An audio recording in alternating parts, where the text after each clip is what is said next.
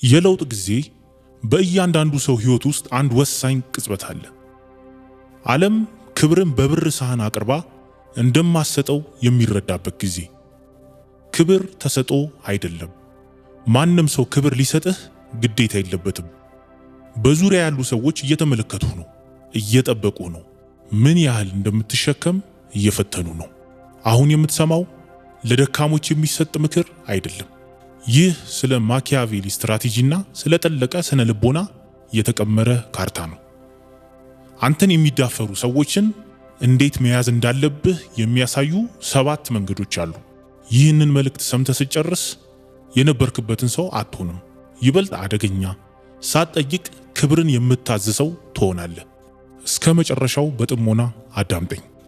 አንደኛ፣ ዝምታን በደንብ ተካን። የመጀመሪያውና ሳንቲም የማከፍልበት ነገር ጠላቶችን ሙሉ በሙሉ የሚያሽመደምድ መሳሪያ ዝምታ ነው።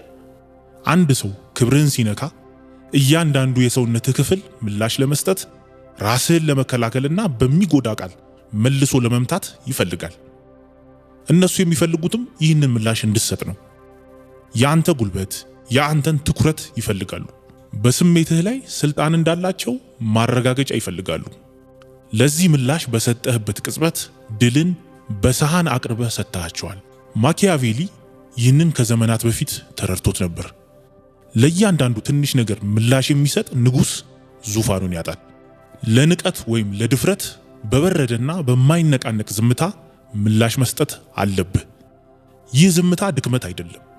ምን እንደምትናገር የማጣት ዝምታም አይደለም። ይህ ዝምታ አዳኝ እንስሳ ታዳኙ እስከሚሳሳት ድረስ የሚጠብቅበት አይነት ዝምታ ነው። ምንም ሳትናገር ስትቀር ክፍተት ትፈጥራለህ። በዚያ ክፍተት ውስጥ ጠላትህ በተናገረው ንግግር እርግጠኛ ባለመሆን ውስጥ መስጠም ይጀምራል። ጠብቀው ነበር፣ ቁጣህን ጠብቀው ነበር፣ ነገር ግን ዝምታህን አላዩትም ነበር። ያ ያስጨንቃቸዋል። ራሳቸውን እንዲጠራጠሩ ያደርጋቸዋል። የተሳሳተ ነገር አደረግኩ እንዴ ብለው ያንን ቅጽበት ደጋግመው እንዲያስቡ ያስገድዳቸዋል። አብዛኛው ሰው ለምላሽ ሱሰኛ ነው። ጥንካሬ ማለት መጮህ ወይም በፍጥነት መሳደብ ይመስላቸዋል። እውነተኛ ኃይል ግን የሚሰራው በተለየ መንገድ ነው። ዝምታ ከቃላት በላይ እንደሚጮህ መረዳት ነው። ስማኝ፣ ዝምታ እንደዚህ ይላል፣ እናንተ ከኔ በታች ናችሁ። አስተያየታችሁ በእኔ ዓለም ውስጥ ዋጋ የለውም። እኔ የምጫወተው እናንተ በማትረዱት ደረጃ ላይ ነው። በሚቀጥለው ጊዜ አንድ ሰው ሲዳፈርህ ምንም አትበል። ፊታቸውን ተመልከት፣ ግራ መጋባታቸውን ተመልከት። ይህ የዝምታ ጥበብ ነው። ሁለተኛ፣ ወደ ህይወትህ ያላቸውን መግቢያ ዝጋ። በዚህ ዓለም ላይ የምትንቀሳቀስበትን መንገድ ለዘላለም የሚቀይር እውነት ተረዳ። ያንተ መገኘት መብት ሳይሆን እድል ነው። እንዴት? ጊዜህ፣ ጉልበትህ፣ ትኩረትህ፣ ታማኝነትህ ለሁሉም ሰው የሚታደሉ ነፃ ስጦታዎች አይደሉም። ዋጋ ያላቸው ገንዘቦች ናቸው። አንድ ሰው ክብርህን ሲነካ በህይወቱ ውስጥ አንዲት ሰከንድ እንኳን ለመቆየት ብቁ አለመሆኑን ማረጋገጥ መቻል አለበት። ይኸውልህ፣ ብዙ ሰዎች እዚህ ጋር ይወድቃሉ። ማጣትን ስለሚፈሩ፣ ብቸኝነትን ስለሚፈሩ ንቀትን ይታገሳሉ። ማኪያቬሊ ግን አንድ ነገር ብሎናል። መወደድ ካልቻልክ መፈራት ይሻላል። በዚህ አውድ ደግሞ ዋጋህን በማያውቁ ሰዎች ከመከበብ ብቸኛ መሆን ይሻላል። ሰዎችን ከህይወትህ ስታስወጣ እየቀለድክ አይደለም፣ ስትራቴጂ እየቀየስክ ነው። ያንተ ዓለም ደረጃዎች እንዳሉት እያሳየህ ነው። ከነዚህ ደረጃዎች በታች የወረደ ማንም ሰው ያለ ማብራሪያ፣ ያለ ድራማ ይቆረጣል። አውቃለሁ ይህ ሐሳብ ጨከን ያለ ነው፣ ነገር ግን አስፈላጊ ነው። የደፈረ ሰው ድንበር እየሞከረ ነበር። ሙሉ በሙሉ ከህይወትህ ስታስወጣው ለሱ ብቻ ሳይሆን ለሚመለከትህ ሁሉ መልእክትን ታስተላልፋለህ። አንተ በክብር ላይ የምትደራደር ሰው አይደለም። ለሚያውቁት ስተት ሁለተኛ ዕድል አትሰጥም። መጥፋት ዋጋን ይፈጥራል። ሁሌም የምትገኝ፣ ሁሌም ይቅር የምትል ከሆነ ከዓይናቸው ዋጋ የለሽ ትሆናለህ። ነገር ግን ያንተ መገኘት ብርቅ ሲሆን፣ አንድ ስተት ማለት የዘላለም ስተት እንደሆነ ሲረዱ በአክብሮት ይይዙሃል። እንደ ጭስ ብን ብለህ ጥፋ። ምን ማድረግ እንደነበረባቸው እያሰቡ ይጸጸቱ። አለመኖርህ ቃላት ሊያስተምሯቸው ከሚችሉት በላይ ያስተምራቸዋል። ሶስተኛ እነሱ ከሚደርሱበት በላይ ከፍ ብለህ ተገኝ። የበቀል ምርጡ ምግብ ቀዝቅዞ የሚበላ ነው ይባላል። ነገር ግን ከሁሉ የሚቀዘቅዘው በቀል ጠላቶችህ ማብራሪያ እስከሚያጡ ድረስ ትልቅ ስኬት ማምጣት ነው። ለንቀት ትልቁ ምላሽ ግጭት አይደለም፣ ከፍታ ነው። አንተን የናቁ ሰዎች ወደ ላይ ቀና ብለው ለማየት እስከሚገደዱ ድረስ ከፍ ማለት። ስለነሱ የምታስብበት እያንዳንዱ ደቂቃ ከራስህ ታላቅነት የተሰረቀች ጊዜ ናት። ማኪያቬሊ እንዳለው ብልህ መሪ ለመንግስቱ የማይጠቅሙ ጦርነቶች ላይ ሀብቱን አያባክንም፣ በምትኩ ይገነባል፣ ይሰፋል። ስሙ ሲጠራ ጠላቶቹ እስኪንቀጠቀጡ ድረስ ኃያል ይሆናል። የራስህ እድገት ላይ አተኩር። ንቀታቸውን እንደ ነዳጅ ተጠቀምበት። እነሱ ስላንተ ሲያወሩ አንተ የማይነኩት ሰው ሁን። ከፍ ስትል ንቀታቸው ልክ እንደማይሰማ ጫጫታ ይሆናል። በረሮ በግዙፍ ሰው ላይ እንደሚጮህ አስበው። ይህ እነሱን ስህተት መሆናቸውን ለማረጋገጥ ሳይሆን አንተ ትክክለኛ ሰው መሆንህን ለራስህ ለማረጋገጥ ነው። ከፍታ ላይ ስትደርስ አንድም ቃል መናገር አያስፈልግህም። ስኬትህ ከነጎድጓድ በላይ ይጮሃል። የተሳሳተውን ሰው እንደተዳፈሩ ይገባቸዋል። አራተኛው በገዛ ተግባራቸው አጋልጣቸው። ልብ በል፣ አንድ ሰው ሲዳፈርህ ወዲያውኑ መልሶ የማጥቃት ሚስጥራቸውን የማውጣት ፈተና አለ። ይህንን ተቆጠብ። ምርጥ ስትራቴጂስት በቀጥታ አያጠቃም። ይጠብቃል፣ ይመለከታል፣ ለጠላቱ ራሱን የሚሰቅልበት ገመድ ይሰጠዋል። ሰዎችን የሚዳፈሩ ሰዎች ብዙ ጊዜ ስነ ስርዓት የላቸውም። በኢጎ ወይም በእብሪት እና በራስ መተማመን ማጣት የሚነዱ ናቸው። ዝም ብለህ ከተመለከትካቸው በጊዜ ሂደት ባህሪያቸው ለሁሉም ይገለጣል። ያንተ ሥራ ፈራጅ መሆን አይደለም፣ ዝም ብሎ ተመልካች መሆን ነው። ጊዜ ስጣቸው። ሌሎች ሰዎችንም ይዳፈራሉ፣ ጠላት ያፈራሉ፣ ድልድይ ያፈርሳሉ። ዓለም ማንነታቸውን ያያል። አንዳንዴ ተፈጥሮ ስራዋን እንድትሰራ መተው ብቻ ሳይሆን ማንነታቸውን የሚያሳዩበት ሁኔታዎችን ማመቻቸት ትችላለህ። አንተ የተረጋጋህና ምክንያታዊ ሁን። እነሱ በራሳቸው ቁጣና ትዕቢት ሲፍረከረኩ ይታያሉ። ሰዎች ደግሞ ይመለከታሉ። አንተ ክብርህን ጠብቀህ እነሱ ሲዋረዱ ሲያዩ ፍርዱ ያላንተ ቃል ይሰጣል።